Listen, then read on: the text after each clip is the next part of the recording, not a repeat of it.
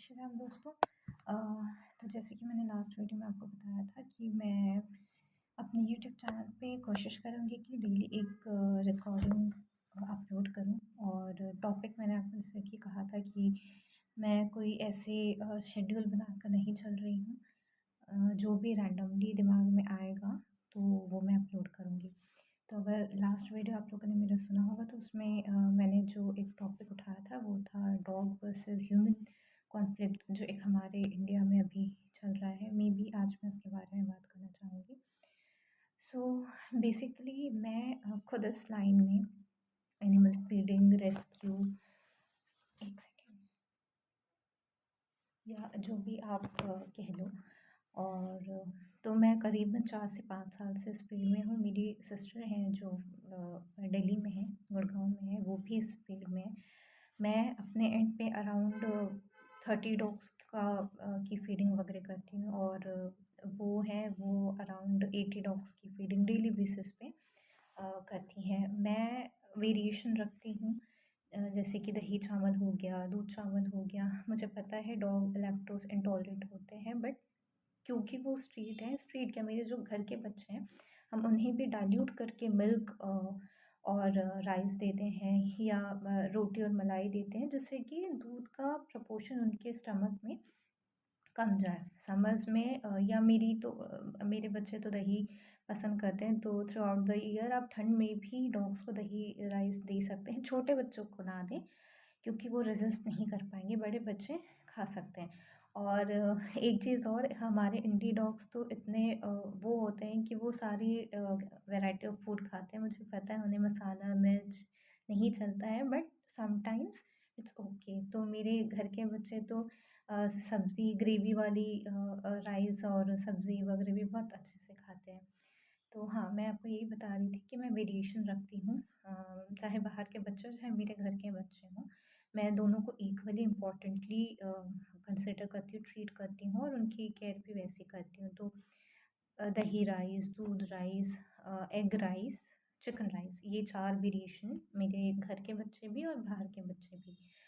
And on the same hand मैं क्या बोलते हैं, डिवॉर्मिंग भी कराती हूँ, जो कि ह्यूमन्स में और एनिमल्स में दोनों में ज़रूरी होता है। मैं आपको एक चीज़ और बता दूँ, चाहे हमारी ह्यूमन बॉडी हो चाहे एनिमल बॉडी हो, हमारा खाना, उठना बैठना, एक्सरसाइज, प्रोबायोटिक्स से लेके मेडिसिन्स, एवरीथिंग इज़ कॉमन। दोनों में बहुत चीज़ें कॉमन है।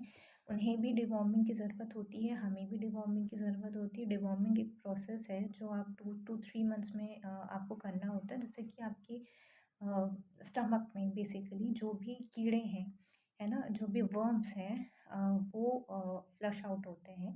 तो डॉग्स में तो क्या बोलते हैं, उनकी एक टैबलेट आती है KWIOF, ये वेट के हिसाब से देना होता है। 10 kg है तो 1 टैबलेट, 10 to 20 kg है तो 2 टैबलेट्स, इस टाइप से। सेम प्रोसेस ह्यूमन्स में भी होता है। हमें भी अपनी बॉडी की डिवॉर्मिंग करना ज़रूरी होता है, क्योंकि हम जंक फूड वगैरह खाते हैं या मिल्क लेते हैं या जो भी फूड लेते हैं, कहीं ना कहीं बैड बैक्टीरिया हमारी बॉडी में जाती है। सो ये तो हो गया ओवरऑल उनकी फीडिंग के बारे में। अब जो मैं टॉपिक पे आ रही हूँ वो ये है कि सुप्रीम कोर्ट पे जो एक जजमेंट आ रहा था अभी बीच में, कि इन्हें हटाओ यहाँ से, इन्हें शेल्टर में डालो, जबकि सबको पता है हमारे पास शेल्टर है नहीं। अगर आप सभी लोग आज के टाइम पे इंटरनेट, इंस्टा चलाते हैं, सो हमें पता है कि आप अगर उसमें वीडियोस देखेंगे, जो फॉरेन के शेल्टर्स होते हैं, शेल्टर एक्चुअली कोई जगह नहीं है उन्हें रखने की, क्योंकि बहुत ही रिस्ट्रिक्टेड उन्हें स्पेस दिया जाता है जहाँ उन्हें बंद किया जाता है। और मतलब यार, चाहे ह्यूमन हो चाहे एनिमल हो, we all are free creatures, free birds हम कह सकते हैं। हर किसी को आज़ादी पसंद होती है, खुला आसमान, खुली धरती, दौड़ने भागने खेलने कूदने के लिए जगह चाहिए होती है। सो हाँ, बट कंपैरेटिवली जो फॉरेन के शेल्टर्स होते हैं वो बहुत क्लीन होते हैं, बहुत सुंदर होते हैं, बहुत हाइजीनिक होते हैं। और वो बैक टू बैक जो डॉग्स होते हैं या जो भी एनिमल्स होते हैं, उन्हें वो अडॉप्शन के लिए अपील पे डालते हैं, और लोग आते हैं उन्हें अडॉप्ट करते हैं। एल्स दे हैव रूल कि अगर वो उस टाइम पीरियड में अडॉप्ट नहीं होते हैं तो वो उन्हें यूथनाइज़ कर देते हैं। यूथनाइज़ एक प्रोसेस होता है जिसमें इंजेक्शन दे के उन्हें सुला दिया जाता है, उन्हें मार दिया जाता है kind of. So back to the topic, हमारे इंडिया में ऐसा कोई भी कल्चर नहीं है, ऐसा कोई भी सिस्टम नहीं है जहाँ पे अलग से एनिमल्स के लिए केयर की जाती है, उनकी देखभाल के लिए, उनके प्रोटेक्शन के लिए, उनके प्रिवेंशन के लिए। तो देखिए यार, एनिमल्स, बर्ड्स, ये जितने कि ह्यूमन्स प्लैनेट है उतना ही उनका भी अधिकार है। ये चीज़ तो हमें बहुत अच्छे से समझनी पड़ेगी। जब भगवान ने, ईश्वर ने, या आप जिस भी रिलीजन को मानते हो, जब उन्होंने ये धरती बनाई, ये प्लैनेट बनाया, तो उन्होंने, सोचिए आप, माइक्रो ऑर्गेनिज्म से लेके, बैक्टीरिया से लेके, चिड़िया, तोते, कुत्ते, बिल्ली, हाथी, बकरा, घोड़े, पता नहीं कितने सारे क्रिएचर्स उन्होंने बनाए हुए हैं। सो ये उनका है, ये डिसीजन गॉड का है, ये हमारा डिसीजन नहीं है कि कौन इस प्लैनेट पे एग्जिस्ट करेगा, कौन नहीं करेगा।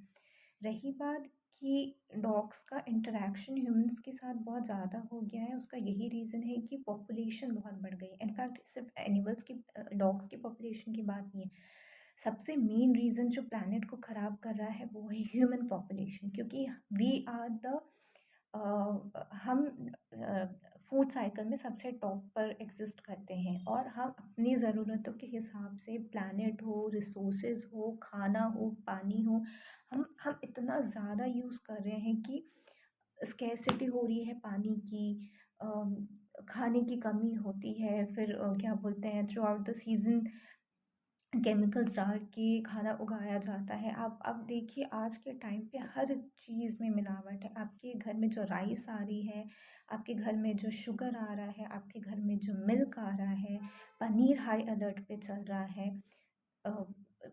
एसेट्रा एसेट्रा, इतनी सारी चीज़ें, और रीज़न सिर्फ ओवर पॉपुलेशन है। तो अगर हम फूड साइकिल के टॉप चेन पे हैं, हम अगर अपने प्लैनेट को इतना एक्सप्लॉइट करें, तो हमसे जो नीचे, आप उनको कैसे ब्लेम कर सकते हैं?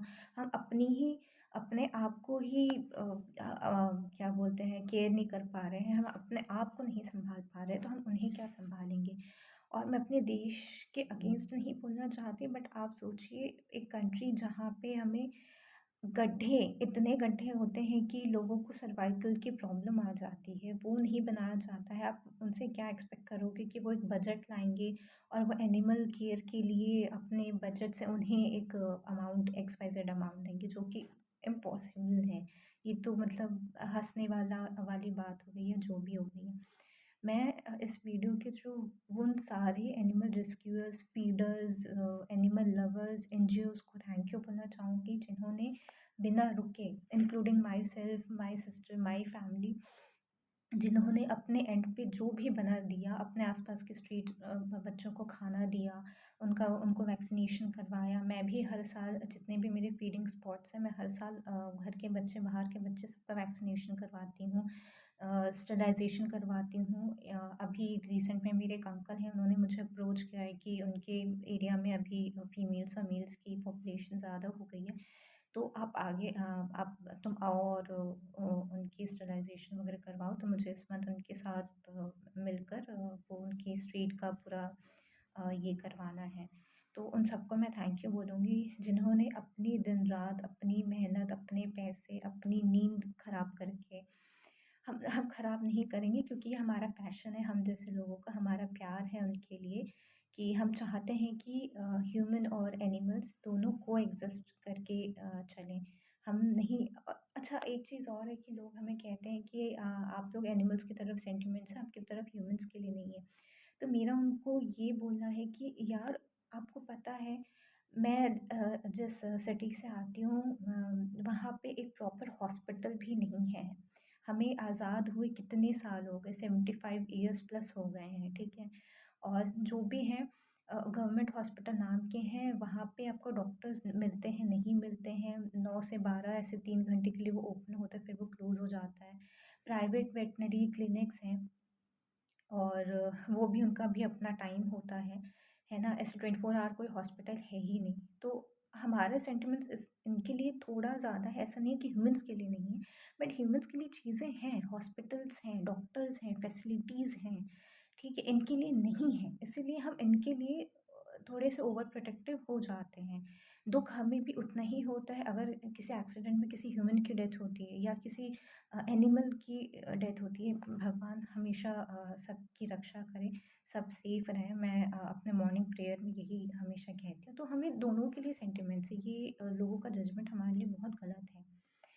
सो मैं इसको कंटिन्यू करूँगी नेक्स्ट वीडियो में, क्योंकि वीडियो मेरी 10 मिनट से ज़्यादा हो गई है। We will continue in the next